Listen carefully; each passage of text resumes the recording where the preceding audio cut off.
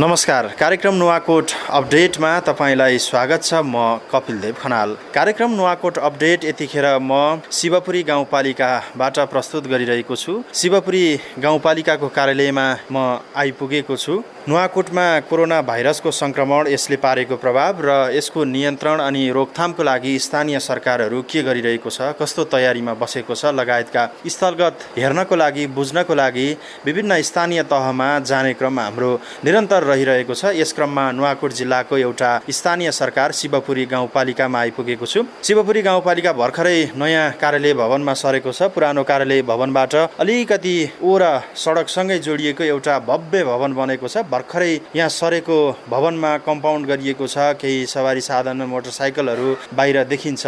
भवन निर्माणको कार्य पनि भइरहेको जस्तो यहाँ देख्न सकिन्छ र यो नयाँ भवनबाट सेवा सुरु भइसकेको जानकारी पनि हामीले पाएका छौँ। आजको कार्यक्रम नुवाकोट अपडेटमा हामीले शिवपुरी गाउँपालिकाबाट प्रस्तुत गर्नेछौँ र शिवपुरी गाउँपालिकाका नागरिकहरूको सुरक्षाका लागि यहाँ स्थानीय सरकारले के गरिरहेको छ, गाउँपालिका अध्यक्षसँग कुराकानी गर्ने प्रयास गर्नेछु आजको कार्यक्रममा। यतिखेर म शिवपुरी गाउँपालिकाका अध्यक्ष रामकृष्ण थापाको कार्यकक्षमा आइपुगेको छु। उहाँको निकै नै फराकिलो कार्यकक्ष छ। भर्खरै निर्माण भएको भवनमा केही फर्निचरहरू राख्ने व्यवस्था भएको छ र उहाँ कार्यकक्षमै हुनुहुन्छ। म उहाँसँग कुराकानी गर्ने प्रयास गर्नेछु। नमस्कार हजुर। नमस्कार। यहाँ नयाँ घरमा सर्नु भएछ है? म त पहिलोपालि आएँ यहाँ। निश्चय पनि यो पहिलो नै हो पनि र यो भर्खरै पनि सरेका। हामी पनि धेरै दिन भएको छैन, 8-10 दिन मात्रै हो यहाँ सरेको। त्यसकारण यहाँलाई यो नयाँ बिल्डिङमा स्वागत छ। यहाँहरू किन सर्नु भयो? आफ्नै भवनमा बसेर सेवा सुरु गर्ने भन्ने विचारले कि त्यहाँ अपुग भयो कि के कारणले नयाँमा आउनुभयो? हामीलाई करिब हाम्रो बिल्डिङ पनि बनाउने काम चाहिँ नि जो सम्झौता शर्त अनुसार करिब यो काम पनि सम्पन्न भइसकेको छ र अहिले हाम्रो जो छुटपुट अलिकति जो हिजो चाहिँ नि इस्टिमेटमा नरहेका गार्ड हाउस र एउटा क्यान्टिन चाहिँ इस्टिमेटमा नरहेको थियो, त्यसको मात्रै अहिले थप निर्माण हुने काम भइरहेको छ। बिल्डिङको हाम्रो जुन सम्झौता अनुसारको कामहरू चाहिँ करिब सम्पन्न भइसकेको अवस्था र हाम्रो पुरानो जो भाडामा बसिरहेको भवन चाहिँ हिजो गुजारा त गऱ्यौँ, झन्डै 3 वर्ष त्यहाँ बस्यौँ, तापनि त्यहाँ धेरै अब त्यति कम्पाउन्ड नभएको र अहिलेको अवस्थामा जनतालाई सेवा सुरक्षित रूपमा सेवा दिनको लागि अलि अप्ठ्यारो परिस्थिति थियो। कर्मचारी मित्रहरूलाई काम गर्न पनि अलि अप्ठ्यारो, त्यहाँ सिधै टच हुने जनतासँग यस्तो परिस्थिति थियो। त्यसैले गर्दा आफ्नो बिल्डिङ पनि बनिसकेको अवस्था भएको हुनाले अब हामीले यसलाई अलि भव्य रूपमा भन्ने हो भने एउटा अधिराज्यभरिकै रूपमा अब अलि नगण्य रूपमै आफ्ना बिल्डिङहरू बनेका होलान्। हाम्रो नुवाकोटमा चाहिँ 3.5-4 करोडको निःशुल्क जग्गा प्राप्त गरेर एउटा साँच्ची नै सिंहदरबारकै रूपमा बनाएका छौँ। सबै सेवा हामीले एक गाउँपालिका यसै बिल्डिङबाट दिन सक्ने परिस्थितिमा 28 वटा रुम भएको हाम्रो बिल्डिङ छ। त्यसैले यही भवनबाट यो सेवा चाहिँ सुरु गरौँ भन्ने उद्देश्यले सरेका हौँ। यहाँ कम्पाउन्ड पनि छ। अहिलेको यो जुन चाहिँ यो कोरोनाको सङ्क्रमणको बेलामा अलि व्यवस्थित गरेर हरेक शाखाहरू र गेट सबै आगन्तुकहरूलाई पनि अत्यावश्यक पक्षहरूलाई मात्रै हामी एउटा व्यवस्थापन गरेर गर्न सकिने भाव हुनाले हामी आफ्नो भवनमा सरेका हौँ। योभन्दा अगाडि बस्नु भएको भवन चाहिँ भाडामा थियो कि के थियो? अगाडिको भवन हाम्रो भाडामा थियो। त्यो भवन अहिले हामीले एउटा अप्ठ्यारो परिस्थिति परेको हुनाले चाहिँ हामीलाई क्वारेन्टाइन अलि नपुग भइरहेको अवस्था हुँदाखेरि त्यो चाहिँ हामीले अहिले क्वारेन्टाइनको रूपमा चाहिँ प्रयोग गरिरहेका छौँ र त्यसमा हामी अब घरपेटीसँग अहिले समझदारी त अहिले चाहिँ डेभलप गरेका छौँ कि उहाँसँग हामीले त अफिसलाई भनेर लिएको, तर क्वारेन्टाइन बनाउनेलाई होइन। तर पनि हामी बाध्यता भयो, त्यो कारणले चाहिँ हामीले अन्त राख्ने ठाउँ पनि भएन। त्यो समस्याको कारणले अहिले हामीले उहाँसँग समझदारी गरेर क्वारेन्टाइनको रूपमा प्रयोग गरेका छौँ। त्यहाँ 10 जना चाहिँ अहिले हाम्रो क्वारेन्टाइनमा चाहिँ नि हाम्रा बाहिरबाट आउने भाइ बहिनीहरू हुनुहुन्छ। सायद 8-9 दिन अगाडि तपाईँसँग टेलिफोनमा कुराकानी भएको थियो मेरो यही कार्यक्रमको लागि। तपाईँ अलि हताश हुनुहुन्थ्यो अथवा तपाईँ केही काम गर्दै हुनुहुन्थ्यो र त्यतिखेर भन्दै हुनुहुन्थ्यो विदेशबाट आउनु भएको, विशेष गरी भारतबाट आउनु भएको नागरिकको व्यवस्थापनको लागि क्वारेन्टाइन नमिलेर अथवा नागरिकहरूले असहयोग गरेर कता राखौँ भन्ने गरी तपाईँ निकै अलमली राख्नु भएको थियो। त्यो समस्या समाधान भयो अहिले यहाँ? एकदम निश्चितै हो। त्यो पूर्ण रूपमा समस्या समाधान भएको छैन, तर हिजोको त्यो परिस्थिति छैन। किनभने अब हिजो म अलिकति जो यहाँले भने जस्तै म साँचो कुरा हो कि उताबाट बाहिरबाट चाहिँ हाम्रा इन्डियाबाट हाम्रा भाइ बहिनीहरू, हाम्रा भाइ छोराहरू आइरहेको अवस्था, जिल्लाबाट हामीलाई छिटो लैजाऊ भनिरहेको अवस्था र हामीले जहाँ जहाँ क्वारेन्टाइन राख्न भनेर निर्णय गरेका थियौँ, ती क्वारेन्टाइन अहिले राख्नलाई चाहिँ नि सबै कुराहरू म्यानेज गर्न जाँदा त्यहाँका स्थानीय जनताहरूबाट चाहिँ नि अब हामीलाई सहयोग भएन। अब उहाँहरूले के भन्नुभयो, यहाँ चाहिँ नराख्नुहोस्, उहाँ पर राख्नुहोस्। अब यस्तो चेतना पाइयो कि म चाहिँ सुरक्षित रहनुपर्छ, ऊ चाहिँ जेसुकै होस् भन्ने जस्तो चाहिँ पाइयो। त्यसैले अलिकति असजिलो परिस्थितिमा थिएँ म त्यतिखेर।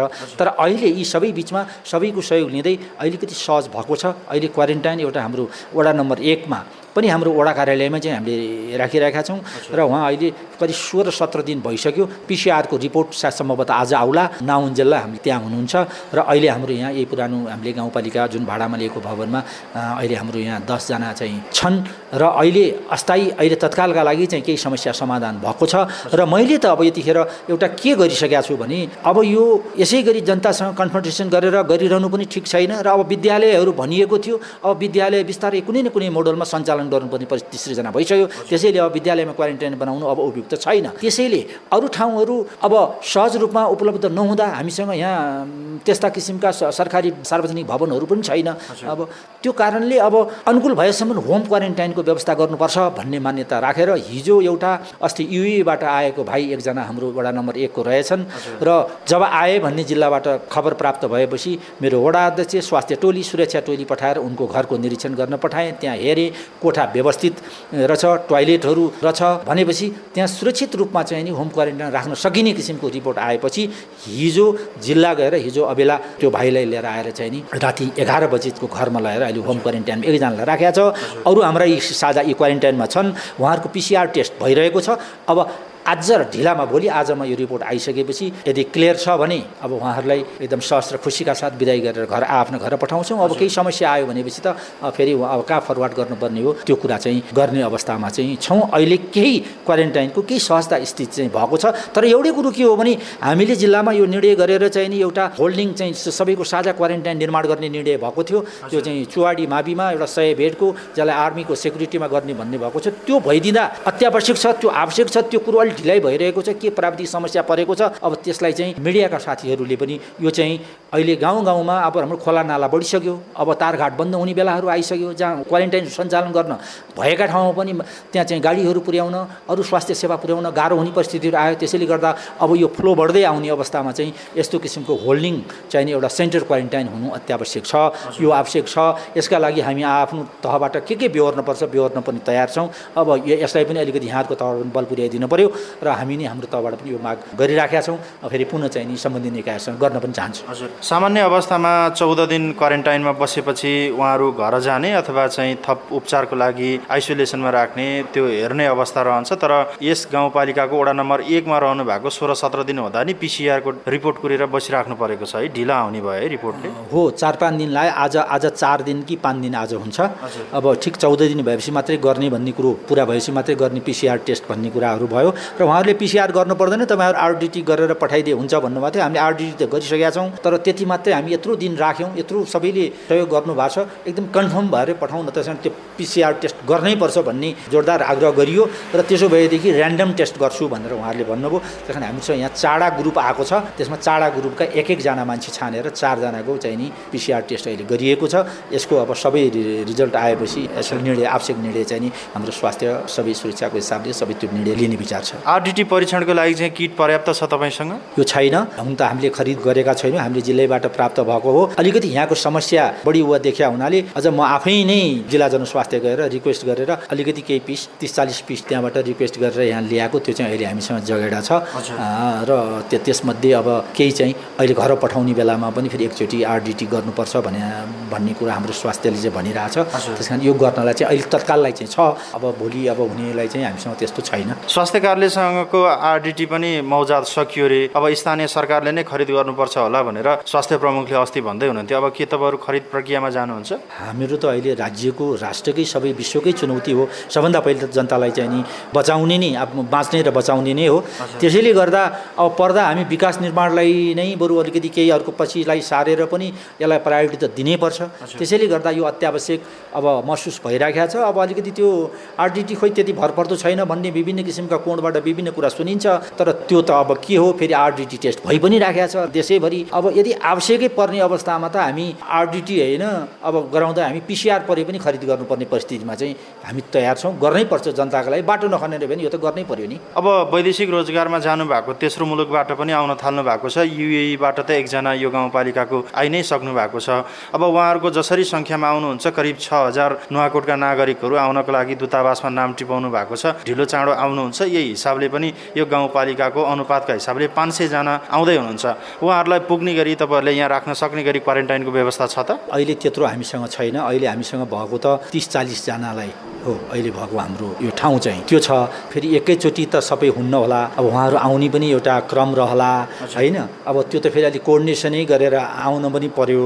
अब यो सबैले सबै ठाउँमा यही कुरो नि गरिराखेका छन्। अब यो एउटा अवधि पुगेपछि त्यहाँबाट त उही आर्मी पुलिसको पासिङ आउट भने जस्तो यो पनि एउटा चाहिँ नि एउटा क्रम पार गरेर घर जाने पनि हुन्छ, त्यो खाली हुँदै पनि जान्छ, त्यसरी पनि मेकअप गर्न सकिएला। र त्यस्तो परिस्थिति बढ्दै गयो भने हामीले फेरि आकस्मिक रूपमा पनि केही ठाउँहरूमा केही चाहिँ तयार गर्न परिस्थितिमा पनि जान्छौँ। र मलाई त अझ लागिरहेछ सफल चाहिँ नि होम क्वारेन्टाइन यी कोहीको अनुकूल नभएकाहरूको ठाउँमा भए मात्रै हो, नत्र पनि हामी एउटा यस्तो कल्चरमा हुर्किएका हौँ, विविध धर्म जात हरेक कुरा हामी जो मान्छौँ, जसको चाहिँ नि कुनै चाहिँ नि घरमा चाहिँ नि अप्ठ्यारो कोही मान्छेहरू बित्नुभयो केही भयो भने एउटा सबैले आफ्नो संस्कार अनुसार त्यो दाह संस्कार सकिने बित्तिकै घर पुग्दाखेरि एउटा चाहिँ नि क्वारेन्टाइन तयार गर्ने परम्परा र हाम्रो एउटा मान्यता जुन छ त्यो विधि अचम्मै रहेछ। त्यहाँ त आफै पकाएर खानुपर्ने, कसैले छुन नहुने, बालबच्चाले छुन नहुने, यस्तो किसिमको त्यो त अहिले सञ्चालित क्वारेन्टाइनहरू जो छन् त्योभन्दा त फार बेटर लागेको छ। किनभने त्यहाँ त आफैले भात पकाएर खाने किसिमको आफ्नो सुरक्षित किसिमको ठाउँ। अब त्यस्तो अवस्थामा लाग्छ मलाई अझ देशैभरि यस्तो परिस्थितिमा विशेष निगरानीमा स्वास्थ्य सेवा र अब त्यहाँ आवश्यक अरू सुरक्षा पनि पुर्याएर होम क्वारेन्टाइनमा को व्यवस्थापन मिलाउनु उपयुक्त हुन्छ भन्ने लाग्छ। त्यसरी एउटा कुरो हामी सामूहिक पनि गर्दै हाम्रो छँदैछ, त्यसमा हामी आवश्यकता हेरेर यसलाई होम क्वारेन्टाइनलाई पनि अलिकति प्रशय दिनुपर्छ र यसतर्फ पनि ध्यान दिनुपर्छ भन्ने परिस्थितिमा पनि शिवपुरी पुगेको छ। कार्यक्रम नुवाकोट अपडेट सुन्दै हुनुहुन्छ तपाईँ। यतिखेर कार्यक्रम नुवाकोट अपडेटमा हामी शिवपुरी गाउँपालिकाका अध्यक्ष रामकृष्ण थापासँग कुराकानी गरिरहेका छौँ। यतिखेर नुवाकोट अपडेट शिवपुरी गाउँपालिकाको कार्यालयबाट प्रस्तुत गरिरहेको छु। आजको श्रृङ्खला उहाँसँगकै कुराकानीमा केन्द्रित रहनेछ।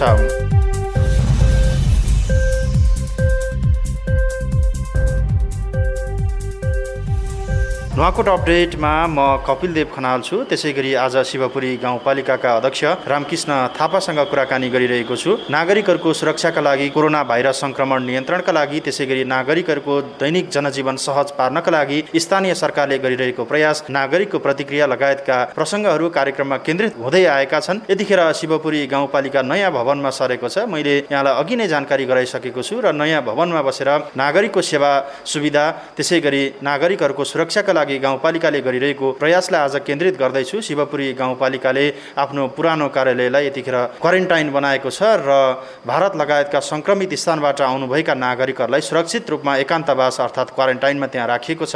हामीले गाउँपालिका अध्यक्षबाट यो जानकारी अघि नै पाइसकेका छौँ। फेरि पनि म कार्यक्रममा शिवपुरी गाउँपालिकाका अध्यक्ष रामकृष्ण थापासँग कुराकानी गर्न चाहन्छु। यतिखेर गाउँमा विभिन्न ठाउँबाट युवाहरू आउनु भएको छ। उहाँहरूको यहाँ आगमनको कारणले गर्दाखेरिमा गाउँमा निकै नै चहल पहल बढेको होला है। यस्तो रहेछ कि अघि पछि दसैँ तिहारमा पनि नआउने चाहिँ नि दाजुभाइ दिदीबहिनी भाइ छोराहरू सबै चाहिँ गाउँमा आएको चाहिँ नि बेला छ। अहिले कुनै पनि ठाउँमा केही कहीँ गइयो भने त्यहाँ चाहिँ नि मानिसहरूको भेला यति छिटो।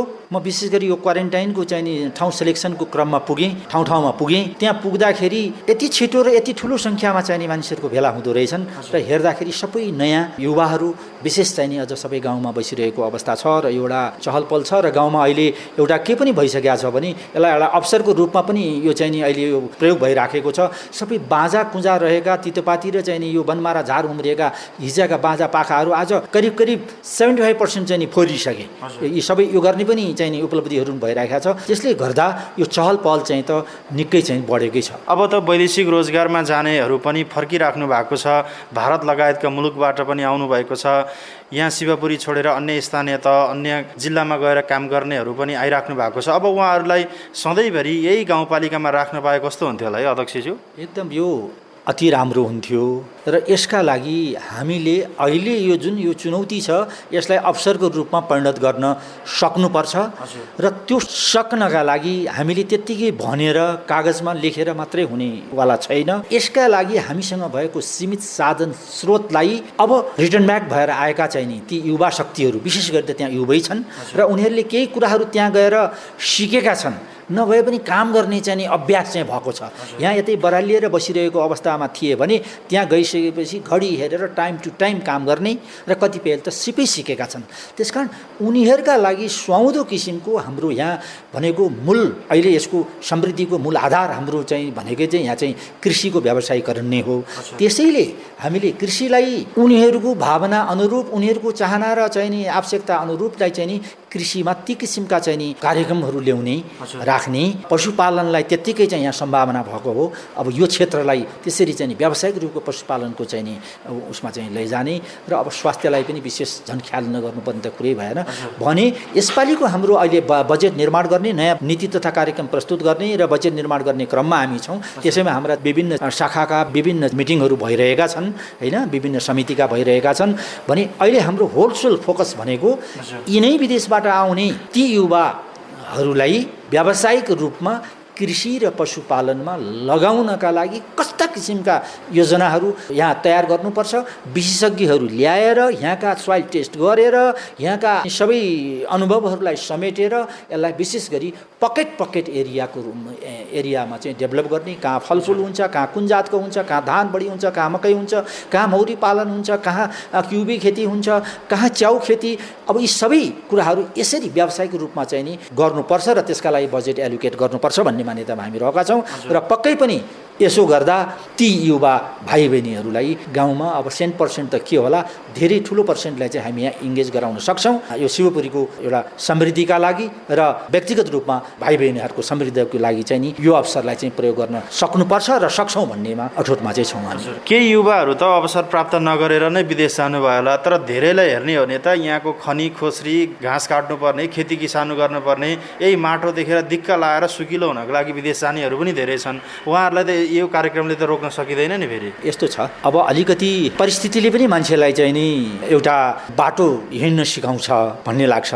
तर हिजोको यहाँले भने जस्तै हिजोको परिस्थिति हो, अलि सुकिलो मुकिलो लाउन अब यहाँ कुटो कोदालो गर्नु कहाँ गर्ने भनेर आफ्नो परिवारलाई चाहिँ काठमाडौँ ल्याएर डेरामा राख्ने, एउटा बालबच्चा चाहिँ बोर्डिङ पढाउने नाउँमा गर्ने, उताबाट पैसा जति कमाएको त्यहाँ पठाउने, त्यहीँ सक्ने, घरमा बाबुआमा बुढा बाबुआमा त्यत्तिकै भोगै जस्तै त्यत्तिकै दुःखै अवस्थामा रहेर नि हिजोको परिस्थिति थियो। तर आज अहिले यो जुन चाहिँ नि अहिले विश्वभरि आएको जो चुनौती छ कोरोनाको, यसबाट त कुनै पनि देशमा कोही पनि त चैनमा त छैन। अहिले विदेश जाँदा अहिले जति पाएको उसमा अब हामीले यसरी अर्को भूमिमा अब यहाँ बसेर हाम्रो त्यति चाहिँ नि गुन्जाइस छैन। जसरी हुन्छ हामी आफ्नो मातृभूमिमा आफ्ना बाबुआमा आफ्ना दाजुभाइका उसको काखपल्टामा त्यहाँ पुगौँ, जाउँ, केही मरे पनि बरु त्यहीँ मरौँ र केही गर्न सके पनि त्यहीँ गरौँ भन्ने भावनाको एउटा पनि अहिले विकास भएको पाएको छु। यही सेन्टिमेन्टलाई हामीले कार्यक्रम चाहिँ नि क्याच गर्न सक्यो भने 100% नभए पनि धेरैलाई यसैमा रोजगारी दिने, बजारीकरण गर्ने, यसलाई व्यावसायीकरण गर्ने गरियो भने अब उहाँहरूमा अलिकति अहिलेको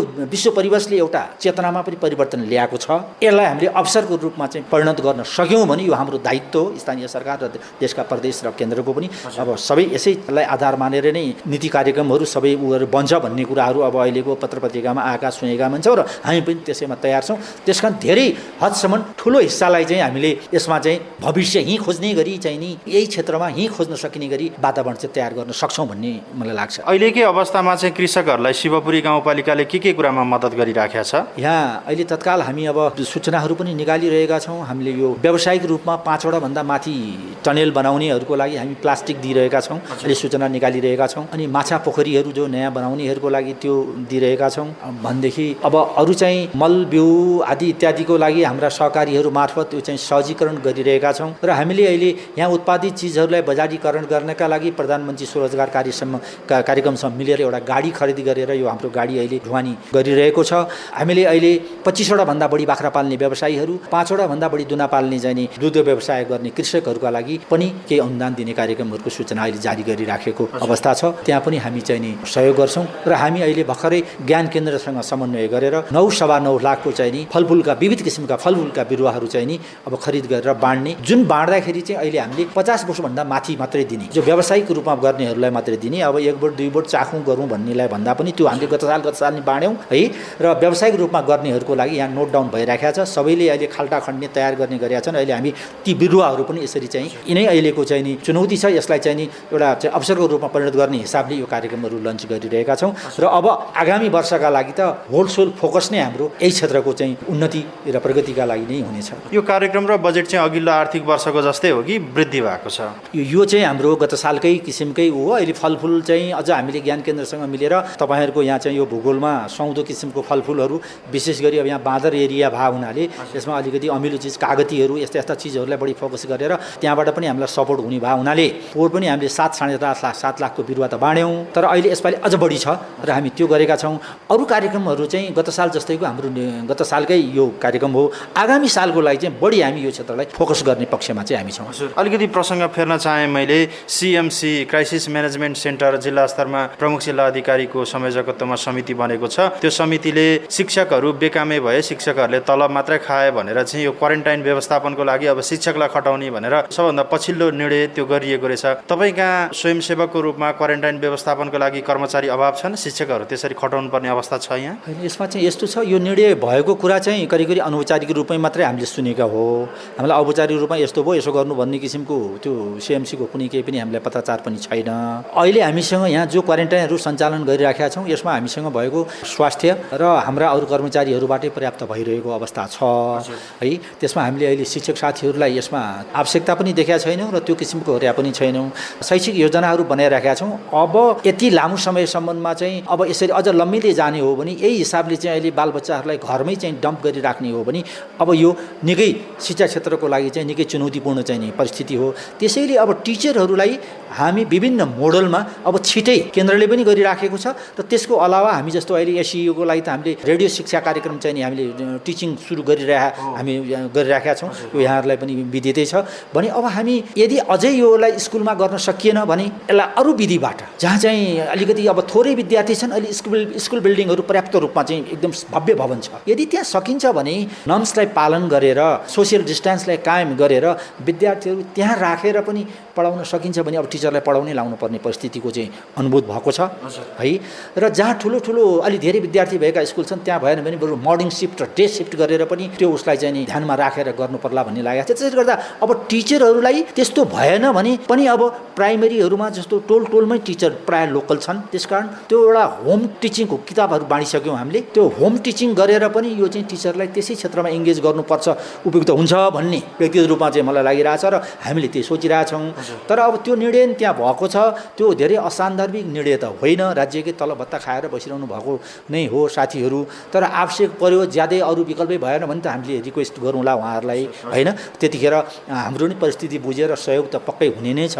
तर अहिले हामीले त्यो आवश्यकता परिगा पनि छैन र अब उहाँहरूलाई चाहिँ अरू क्षेत्रमा भन्दा त्यही क्षेत्रमा लगाउनु चाहिँ उपयुक्त हुन्छ, आवश्यक भइसक्यो भन्ने महसुस चाहिँ शिवपुरीलाई भएको छ। बिदाबारी हुने बेला हुन लाग्यो हाम्रो, अन्त्यमा केही भन्नुपर्ने, केही भन्न मन लागेको छ तपाईँलाई? धेरै त्यस्तो कुराहरू त केही त्यस्तो त छैन, तर पनि गम्भीर परिस्थिति हो। यो परिस्थितिबाट पार हुनका लागि कुनै एउटा दलले, एउटा धर्मले, कुनै समाजको एउटा तबकाले मात्रै यो गरेर योबाट पार हुन सकिने छैन। त्यसैले यसका लागि चाहिँ सबै हामी शिवपुरीवासी दाजुभाइ दिदीबहिनीहरू, सबै यहाँका प्रबुद्ध वर्ग, राजनीतिक दल, अरू समाजसेवीहरू सबैले यसका मुक्तिका लागि गाउँपालिका त अहोरात्र यो रूपमा लागिरहेछ। हाम्रा जनप्रतिनिधि साथीहरू खटिरहनु भएको छ, गरिरहनु भएको छ, आफ्ना पनि स्वास्थ्यका लागि नि परवाह नगरेर गरिरहनु भएको छ। तपाईँहरूले पनि उहाँहरूले त सघाइरहनु भएको छ। तर यसलाई अझ हामी यो सम्बन्धलाई कसिलो बनाउँदै अझमै यसमा चाहिँ सबैभन्दाबाट माथि उठेर यसलाई परास्त गर्नका लागि हामीले एकता प्रदर्शन गर्न सबैबाट चाहिँ त्यो आजसम्म प्राप्त भइरहेको सहयोग प्राप्त होस् र हामीले अझ थप मजबुत एकता प्रदर्शन गर्न सकौँ, तब मात्रै हामी सफल हुन्छौँ। अनि त्यसपछि भोलि यसबाट पार भइसकेपछि आफ्ना राजनैतिक बाटो, आफ्ना चाहिँ धर्म, आफ्ना अरू पेसा व्यवसायहरूमा लागौँला। अहिलेलाई यसैमा एकजुट भएर लाग्न, सबै कुराहरूलाई भुलेर सब एकता प्रदर्शन गरेर हर यसका चुनौतीहरूलाई सामना गर्नलाई चाहिँ साथ सहयोग दिन हुन शिवपुरीवासी दाजुभाइ दिदीबहिनीहरू र अब तपाईँहरू जस्ता पत्रकार मित्रहरू लगायत सम्पूर्ण सरकारवाला पक्षहरूलाई म आग्रह गर्न चाहन्छु। हस् अध्यक्षज्यू, महत्त्वपूर्ण समयको लागि धन्यवाद। हस्, मेरो पनि धन्यवाद छ यहाँलाई कपिल बाबु। हस्। आज हामीले कार्यक्रम नुवाकोट अपडेटमा कुराकानी गऱ्यौँ शिवपुरी गाउँपालिकाका अध्यक्ष रामकृष्ण थापासँग। यतिखेर कार्यक्रम नुवाकोट अपडेट हामीले विभिन्न स्थानीय तहमा पुगेर प्रस्तुत गरिरहेका छौँ। स्थानीय सरकारले नागरिकको संरक्षणको लागि विशेष गरी कोरोना भाइरस सङ्क्रमण नियन्त्रण र नागरिकको दैनिकी सहज पार्नको लागि गरिरहेको प्रयासलाई केन्द्रित गराउँदै आएका छौँ। भोलिको कार्यक्रममा फरक विषयवस्तु र फरक अतिथिको साथमा उपस्थित हुनेछौँ। तबसम्मको लागि प्राविधिक साथी प्रीतिका थापा र म कपिल देव खनाल बिदा भयौँ। नमस्कार।